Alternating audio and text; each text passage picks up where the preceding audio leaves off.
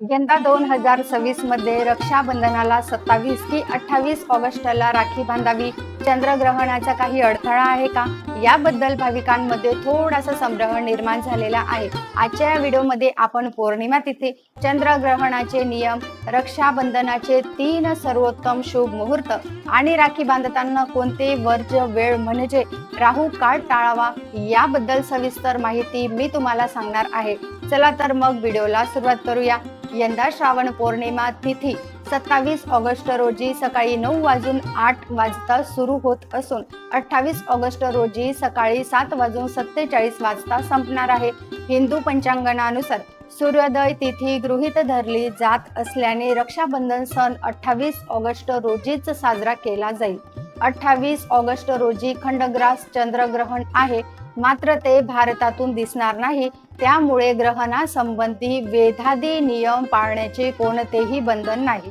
त्यामुळे भारतात राहणाऱ्या बहिणींना दिवसभरातून कधीही भावाला राखी बांधता येईल. परदेशात जिथे ग्रहण दिसणार आहे तिथे ग्रहण वेळ पार पडल्यावरच रक्षाबंधन करावे, असा सल्ला ज्योतिषी देत आहेत. ज्योतिष तज्ज्ञांच्या मते यंदा रक्षाबंधनाला तब्बल 70 वर्षानंतर ग्रह आणि नक्षत्रांचा एक अत्यंत दुर्मिळ व अद्भुत संयोग जुळून येत आहे. गेल्या अनेक वर्षापासून रक्षाबंधनाला भद्रा काळ असल्याने बहिणींना राखी बांधताना खूप कमी वेळ मिळायचा, परंतु वैदिक पंचांगानुसार यंदा 28 ऑगस्ट रोजी भद्रा सूर्योदयापूर्वीच समाप्त होत आहे. यंदा 28 ऑगस्ट रोजी दिवसभर राखी बांधणे शुभ असले तरी ज्योतिषाचार्यांच्या पुढील 3 वेळ अत्यंत सर्वश्रेष्ठ सांगितल्या आहेत. कोणत्या आहेत त्या 3 वेळ? तर सकाळचा पहिला शुभ मुहूर्त सकाळी 6:36 ते सकाळी 9:45 वाजेपर्यंत. दुपारचा अभिजित मुहूर्त म्हणजे दुपारी 12:03 ते दुपारी 12:53 वाजेपर्यंत.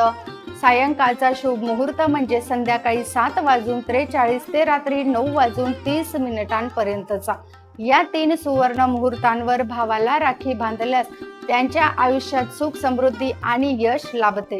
रक्षाबंधनाच्या दिवशी पूजेसाठी आणि राखी बांधण्यासाठी राहू काळ अशुभ मानला जातो. राहू काळची वेळ सकाळी 10:54 ते दुपारी 12:02 आहे.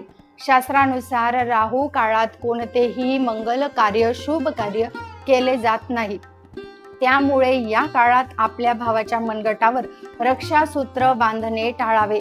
रक्षाबंधनाचा हा पावन सण तुमचा आणि तुमच्या भावाच्या आयुष्यात सुख, समृद्धी घेऊन येवो. ही माहिती आवडली असेल तर व्हिडिओला नक्की लाईक करा आणि शेअर करा. तसेच चॅनलला सबस्क्राईब करायला विसरू नका.